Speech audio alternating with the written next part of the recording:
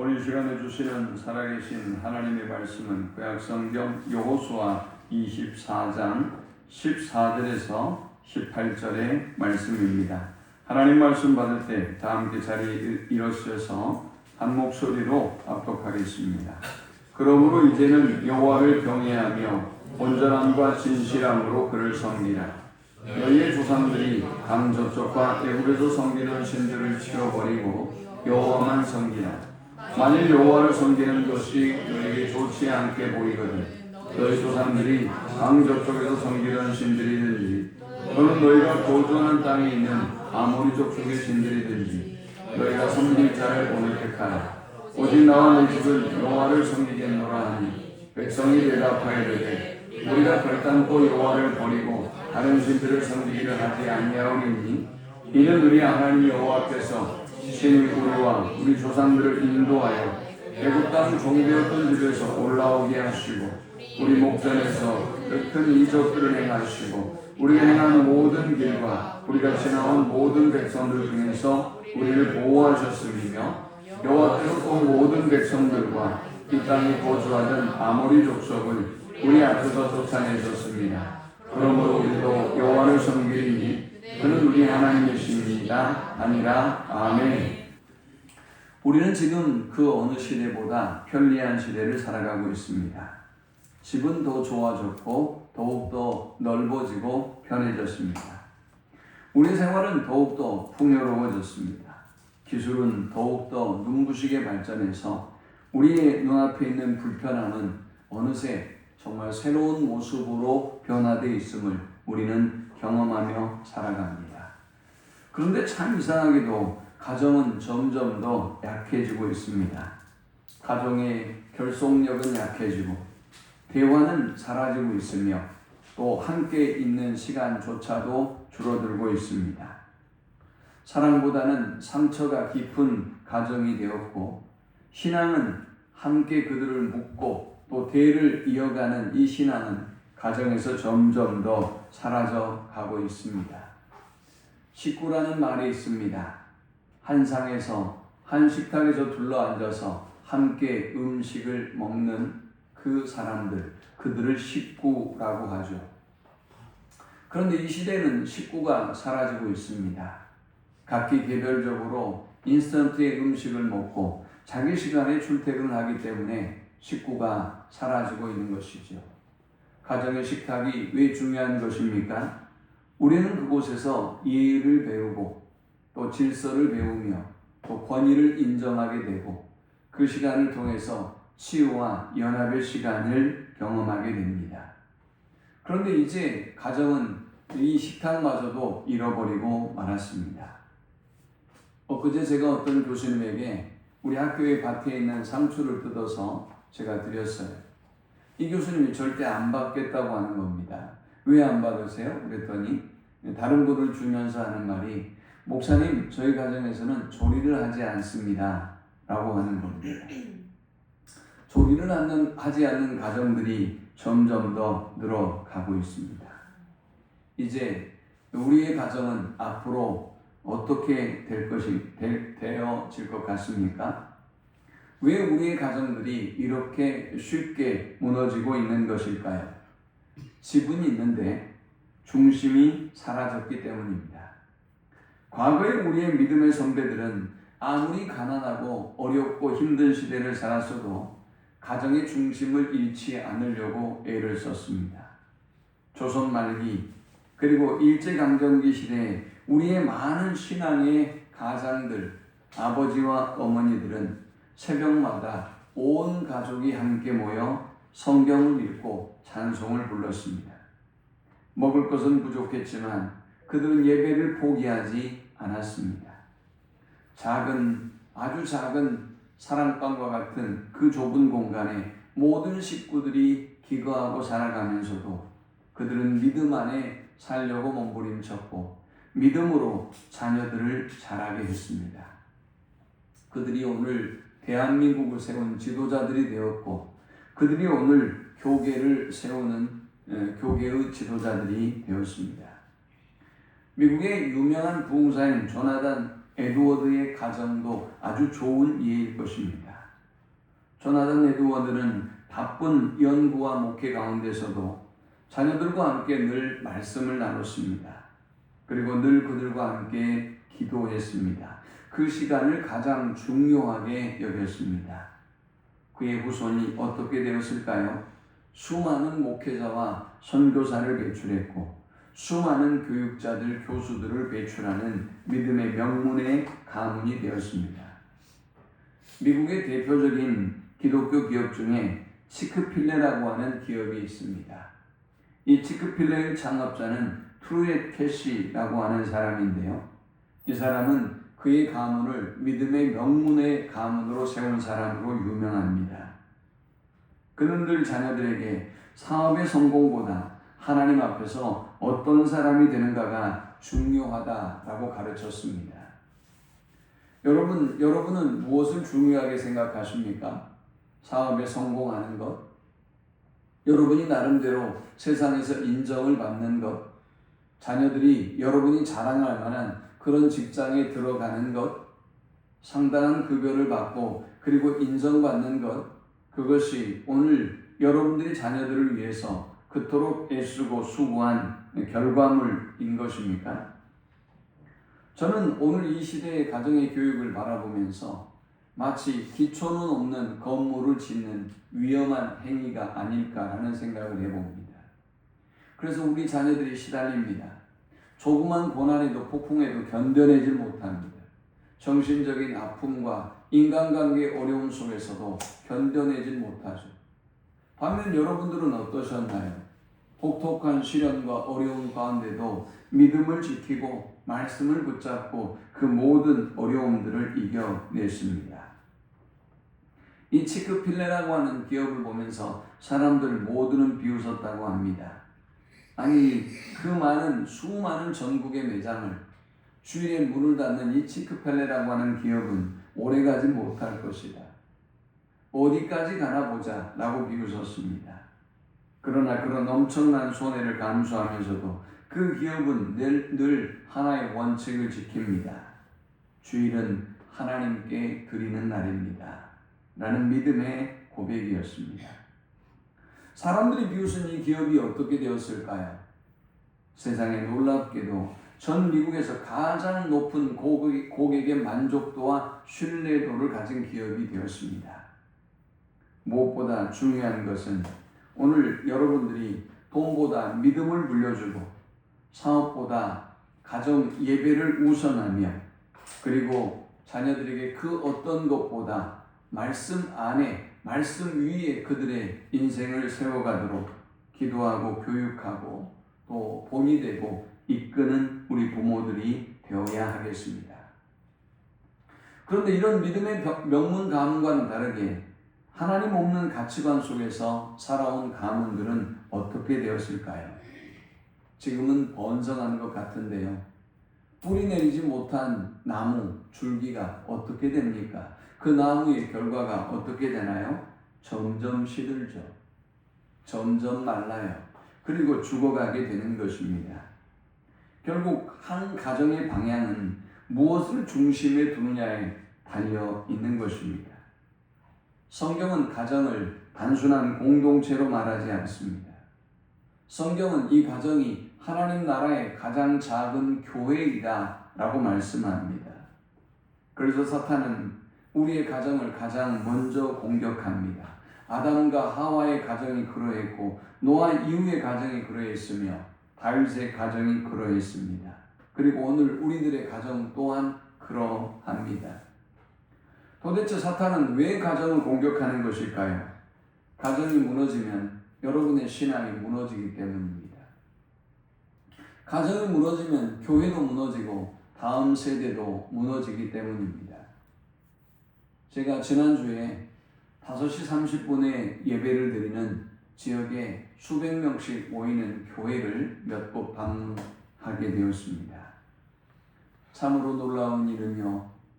그 교회들에는 70세 이하의 사람, 제가 눈으로 보았을 때 70세 이하의 사람은 한 사람도 없었습니다. 딱 한 교회만 젊은 분 한 2사람 정도가 있고요. 아예 없었습니다. 수백 명이 모이는 교회도 5명이 모이지 못하는 상황이 요즘 한국교회 새벽 예배의 모습입니다. 그럼에도 불구하고 우리 교회가 얼마나 대단한 교회인가 제가 다시 한번 생각해 보게 되었어요. 늘 열심인 것은 아니지만 우리 청년에서부터 우리 장년에 이르기까지 새벽을 깨우기 위해서 몸부림치는 성도들이 늘 우리 교회에 있거든요. 참 감사했어요. 중심을 잃어버리면 가정은 표류하고 인생은 표류하게 돼 있어요. 그래서 지금 오늘 한국교회가 위기에 직면하고 있고 저와 여러분의 가정도 위기에 직면하고 있는 것입니다.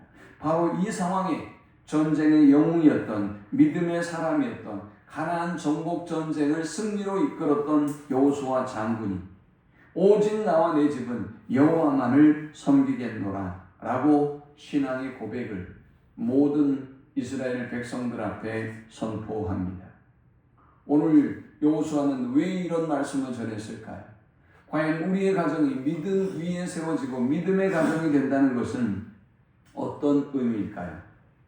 첫 번째, 믿음의 가정은 하나님을 경외하는 가정입니다.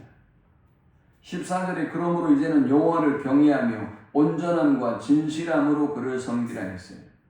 여호수아는 가장 먼저 하나님이 기뻐하는 가정의 원리를 이야기하면서 경외라는 단어를 썼습니다. 이 경외라는 단어는 단순히 무서워한다라는 개념만은 아닙니다. 하나님이 우리의 삶의 중심에 계신다라는 의미입니다.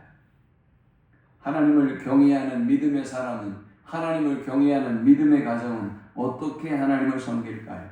온전하게 섬깁니다.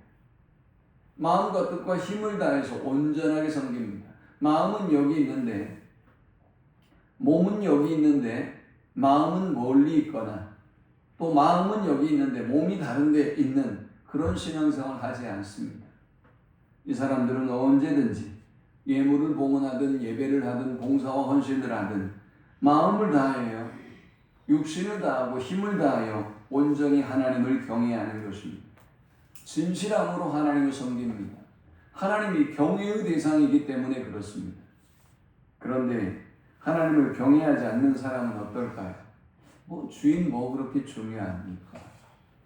하나님의 말씀 그렇게 중요합니까? 내 생각과 내 마음과 내 뜻대로 살아가면 되는 것이지요. 그런데 성경은 분명히 말씀합니다.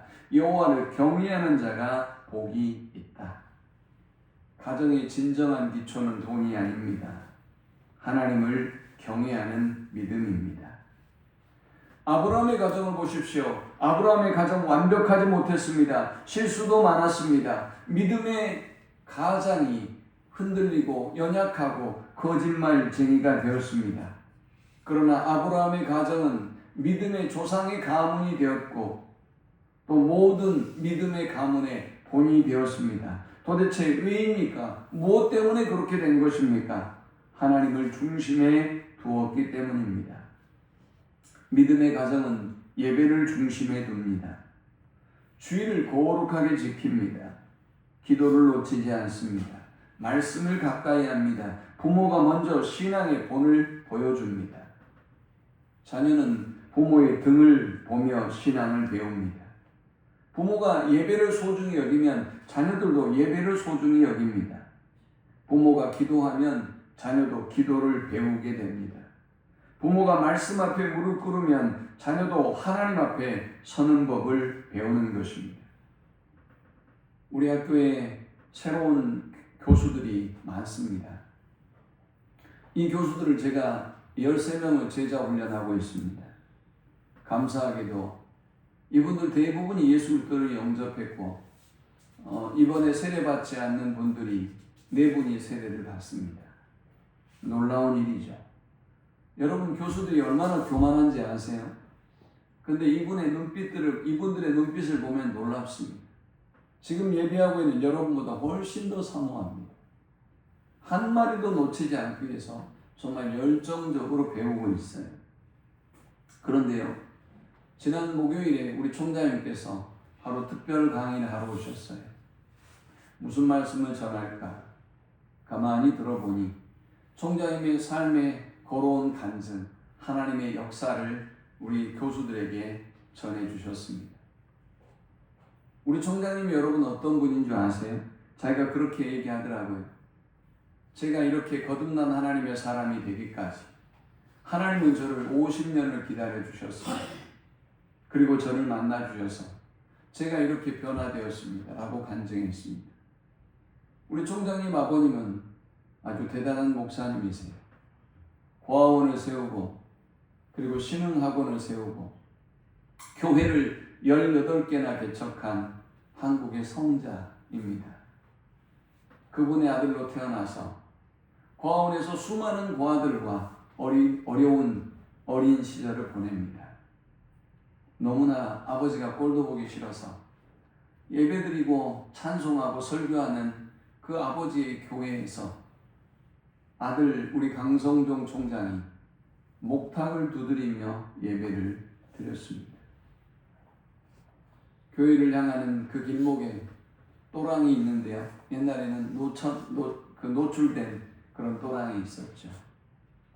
그 또랑에 숨어서 흙을 던지고 돌을 던지고 장로님, 권사님, 집사님들이 교회에 오는 것을 방해했던 인물이에요. 정치인을 해봤고 세상의 모든 것을 자기 뜻대로 자기 마음대로 해보고 살았던 사람입니다. 그가 우리 교수들 앞에 이런 간증을 하더라고요. 여러분, 제가 이 자리에서 제 인생의 좌우명을 처음으로 밝힙니다. 제 인생의 좌우명은 주의 보혈입니다. 라고 했습니다. 여러분, 그 의미를 모르는 분들은 도대체 이해가 되지 않을 거예요. 왜 주의 보혈이라고 했을까요? 왜 주의 보혈이 그의 삶에 그렇게 엄청난 간증이 되었을까요? 자신이 얼마나 죄인인지, 자신이 얼마나 악하고 교만한 존재였는지 깨닫게 된 겁니다. 그런데 주님의 보혈이 그의 모든 죄를 덮고 사하여 주셨음을 경험하게 되었기 때문에 그는 이제 주의 보혈만을 노래하고 주의 보혈에 빚진 삶을 살겠다라는 의미였어요. 두 번째, 저의 좌우명은 주의 은혜입니다. 라고 했습니다. 제가 했다고 생각했는데 하나님이 모든 것을 이루셨습니다. 이 모든 것이 하나님의 은혜임을 저는 이제 알게 되었습니다. 그래서 감사뿐입니다. 감사하니 얼마나 행복한지요? 라고 했습니다. 세 번째, 저의 좌우명은 주의 능력입니다. 저는 박사학위를 2개나 가지고 있고 그리고 재선 의원을 해보았고 그리고 총장으로 수많은 사람들을 거느리고 있지만 그리고 저의 능력이 저의 지혜와 저의 힘이 대단한 존재라고 생각했지만 이제야 깨닫습니다. 이 모든 것이 저의 능력이 아니라 하나님의 능력이었다는 사실을 말입니다. 라고 했습니다. 사랑하는 여러분, 여러분의 인생에 가장 중요한 것이 무엇입니까? 여러분들이 자녀들에게 물려줘야 될 가장 위대한 유산은 무엇일까요? 하나님을 경외하는 믿음입니다. 19세기 독일에는 경건주의자들이 있었습니다. 이들은 하루를 가정 예배로 시작하는 전통을 가지고 있었습니다. 부모는 자녀들에게 단순히 교리를 가르치고 말씀을 가르치는 것이 아닙니다. 삶으로 믿음을 보여주었습니다. 그리고 그 영향력 속에서 수많은 선교사들이 배출되었고 세계 선교의 문을 이들이 활짝 열었습니다. 기독교 교육의 중심에 서는 가정들이 되었습니다. 미국의 하비 로비라고 하는 회사의 창업자인 데이비드 그린이라고 하는 사람이 있습니다. 이 사람은 분명한 가정의 원칙을 가지고 있었습니다. 가훈이 있었어요. 무엇일까요? 우리는 자녀들에게 단순히 경영을 가르치지 않는다. 기업은 하나님께서 맡기신 사명이다 라고 했습니다. 그래서 먼저 믿음을 심어주었습니다. 그들에게 말씀을 읽게 하고 기도를 가르치고 사업도 하나님의 나라를 위한 도구임을 가르쳐 주었습니다. 그래서 이 가문은 엄청난 성공 속에서도 신앙을 잃지 않았습니다. 그리고 그러한 믿음으로 성경 박물관을 세우는 일에 크게 헌신하게 됩니다. 결국 신앙은 강단에서 배우는 것이 아닙니다. 교회에서 배우는 것이 아니에요. 식탁과 거실에서 전수됩니다. 가정은 말로 세워지지 않습니다. 삶으로 세워집니다. 오늘 여러분의 가정에는 무엇이 있습니까? 성공입니까? 돈입니까? 자존심입니까? 교만입니까? 아니면 하나님입니까? 두 번째, 믿음의 가정은 하나님만 섬기는 가정입니다. 15절의 여호수아는 유명한 말씀을 남깁니다. 오직 나와 내 집은 여호와를 섬기겠노라. 여호수아는 신앙의 중간지대에 머물지 않습니다. 신앙은 결국 선택인 것입니다. 세상도 붙잡고 하나님도 붙잡는 애매한 신앙으로는 가정을 지켜낼 수 없어요.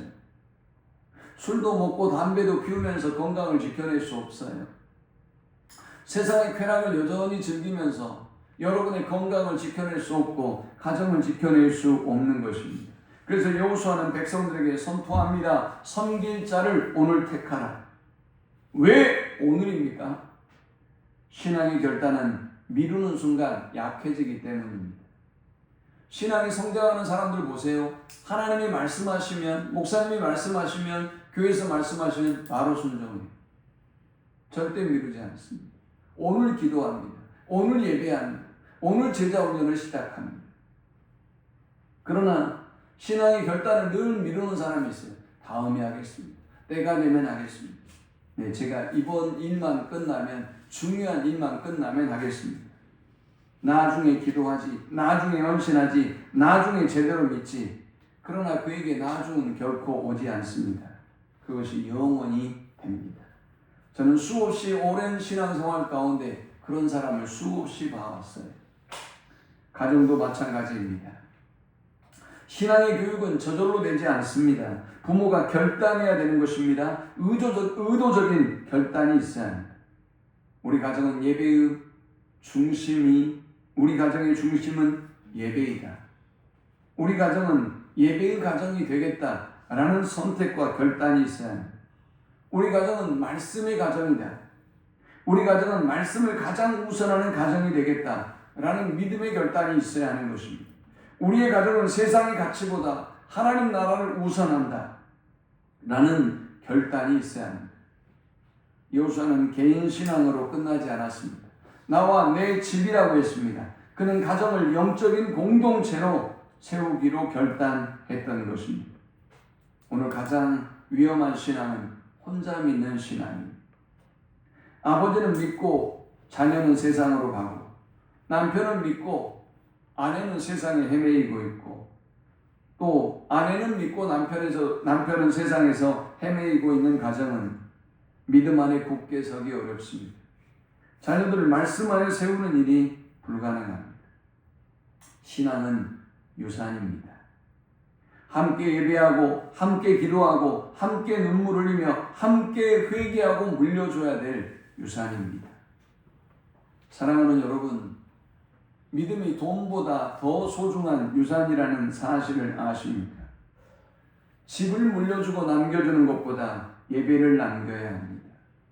통장을 물려주고 남겨주는 것보다 기도를 남기는 사람이 훨씬 더 지혜로운 사람입니다.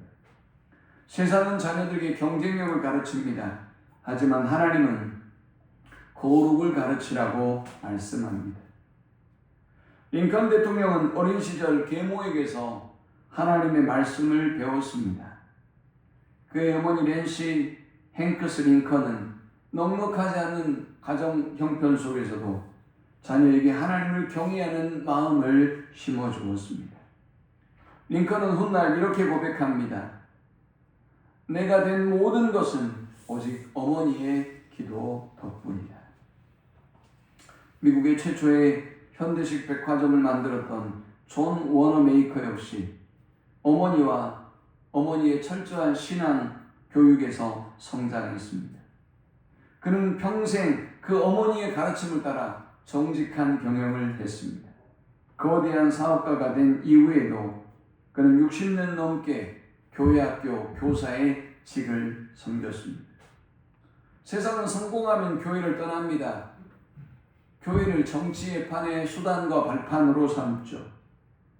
자신의 이름을 내고 어떤 문제를 해결하는 수단으로 삼기도 합니다. 세상은 성공하면 교회를 떠나지만 믿음의 사람은 성공 이후에도 교회를 지키고 교회의 기둥이 됩니다. 세 번째, 믿음의 가정은 은혜를 기억하는 가정입니다. 여호수아 24장을 읽어보면 여호수아 24장의 다른 별명이 기억의 장입니다. 기억할 것을, 그리고 하나님 행하셨던 일들을 기억하게 만들고 기억을 권면합니다. 여호수아는 백성들에게 계속 하나님의 은혜를 상기시켰습니다. 아브라함을 부르신 하나님, 애굽에서 건지신 하나님, 홍해를 건너게 하신 하나님, 광야에서 먹이신 하나님, 가나안으로 인도하신 하나님. 믿음은 이렇게 기억에서 시작되는 것입니다. 은혜를 잊어버리면 신앙은 식어갑니다. 여러분이 이루셨다고 생각하십니까? 여러분이 행하셨습니까? 지난 금요일 예배를 준비하고 있는데 갑자기 제 친구가 어떤 문자를 보냈어요. 깜짝 놀랐습니다. 건강검진을 하다가 아내가 암에 걸린 것을 발견했어요. 해남에 사는데 수차례 왕래하면서 암을 치료하고 좋아졌는데 갑자기 53세의 나이로 하나님의 부르심을 받았어요. 건강하기 위해 얼마나 좋은 것을 많이 들고 계십니까? 얼마나 열심히 관리하십니까? 얼마나 운동도 열심히 하시나요? 그런데 사랑하는 여러분, 여러분의 몸 안에 무엇이 자라는지, 어떤 일이 생기고 있는지 여러분이 알 수가 있으세요? 아니, 가장 치료의 적기에 여러분이 찾아낼 수 있다고 생각하십니까? 하나님이 건강을 주셔야만 하고, 하나님이 발견케 하셔야 하고, 하나님이 지키시고 인도해 주지 아니하신다면 우리는 한 치 앞도 내다볼 수 없는 삶을 살고 있어요. 건강도, 여러분의 사업도, 여러분의 직장도, 여러분의 미래도 말입니다. 그런데 사람들은 은혜를 잊어버리고 살아요. 왜 사랑이 식습니까? 왜 감사가 사라집니까? 은혜를 잊어버렸기 때문입니다. 처음 결혼했을 때의 감사, 처음 아이를 안았을 때의 감격, 함께 눈물로 기도했던 순간들, 하나님이 도우셨던 그 응답의 순간들을 잊어먹고 있기 때문에 우리가 교만하게 하나님을 잊어버리고 살아가고 있는 것입니다. 은혜를 잊어버리면 어떨까요? 어떤 일이 벌어질까요? 이스라엘 역사를 쫓아가 보면 은혜를 잊을 때마다 그들은 우상을 만들고 우상을 붙잡았습니다. 사람은 은혜를 잊으면 반드시 다른 것을 붙잡습니다. 돈을 붙잡고요, 쾌락을 붙잡고요, 성공을 붙잡고, 세상을 붙잡고, 세상의 명예를 붙잡습니다. 그러나 믿음의 가정은 하나님의 은혜를 기억합니다. 하나님의 그 은혜를 전합니다. 그 은혜를 더욱더 풍성하게 합니다. 그래서 감사가 살아있습니다. 우리 강성정 총장이 그런 얘기를 하더라고요. 여러분, 저는 지금 무엇보다 힘든 일이 많습니다. 그런데 저는 너무 행복합니다. 너무 하나님이 감사의 조건들을 많이 주셨기 때문입니다. 라고 간증하더라고요. 감사는 여러분의 인생을 살립니다. 감사는 여러분의 가정을 살릴 것입니다. 불평은 그런데 역으로 분위기를 무너뜨립니다. 여러분의 영혼을 무너뜨리고 여러분의 가정을 무너뜨립니다. 그런데 감사는 영적인 공기를 바꿔버립니다. 감사는 여러분의 삶의 방향을 완전히 바꿔버립니다. 믿음의 가정은 넉넉하지 않아도 행복합니다. 왜 그렇습니까? 하나님의 은혜를 기억하기 때문입니다. 하나님의 은혜 속에 살아가고 있기 때문입니다. 한국교회의 초대교회 성도들은 엄청난 핍박과 환난 속에 살았습니다. 그들은 예수를 믿는다는 것 때문에 얼마나 많은 조롱과 비웃음을 사야 했는지 모릅니다. 그러나 그들은 흔들리지 않았습니다. 그들은 신앙을 지켰습니다. 그리고 하나님께서 그들에게 놀라운 은혜와 복을 주셨습니다. 평양 대부흥운동이 일어났을 때 성도들은 하루 먹을 양식도 없었습니다.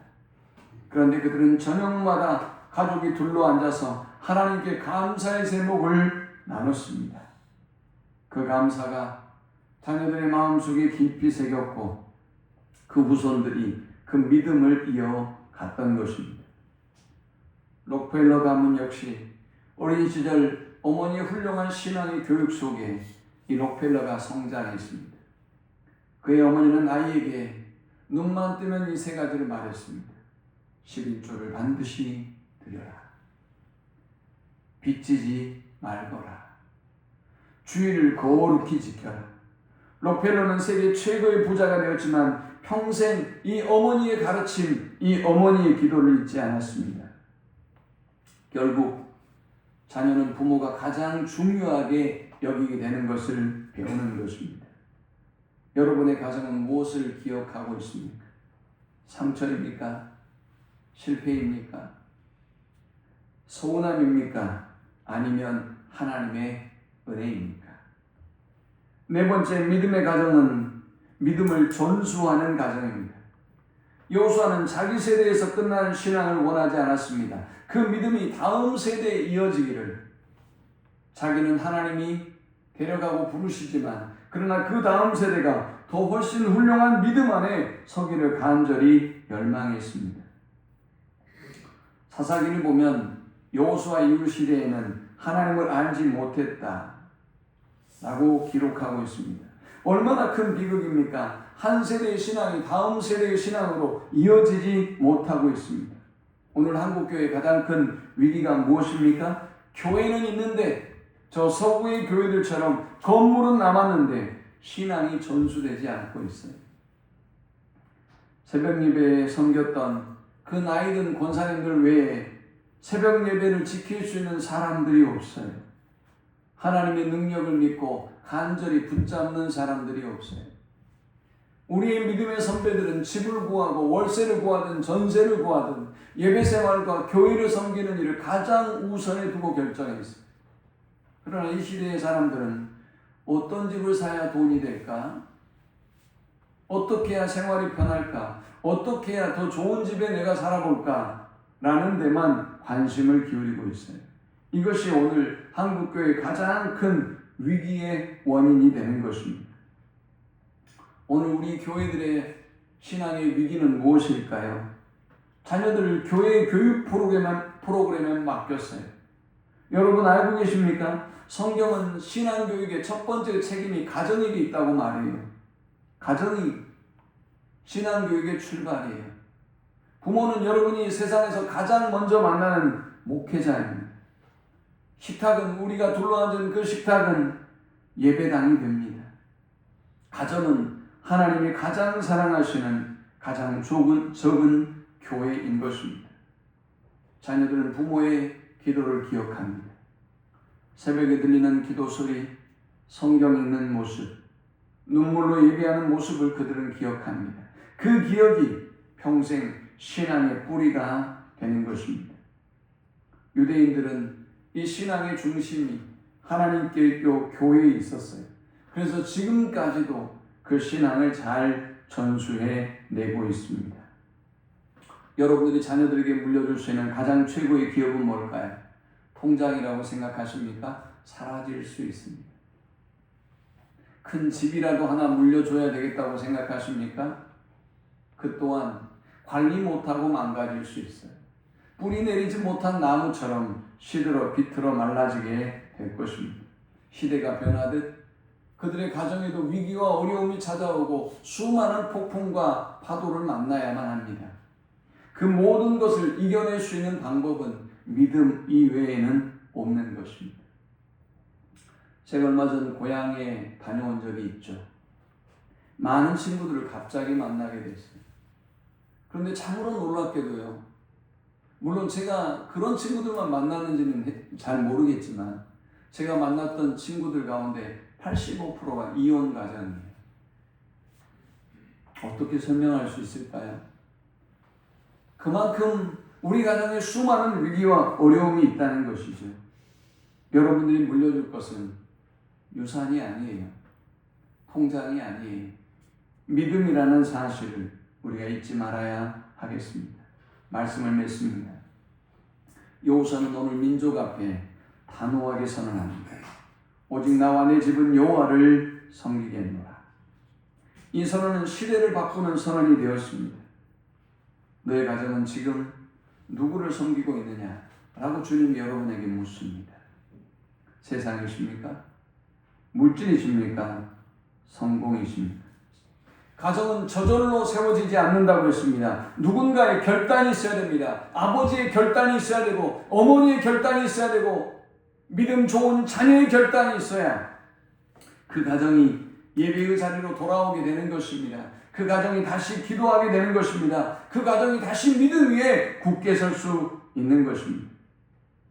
사랑하는 성도 여러분, 완벽한 가정이 중요하지 않습니다. 하나님을 붙드는 가정이 되어야 합니다. 완벽한 가정이 존재하지 않을 뿐만이 아니라 존재할 수도 없습니다. 넘어질 수도 있습니다. 상처투성이가 될 수도 있습니다. 망할 수도 있습니다.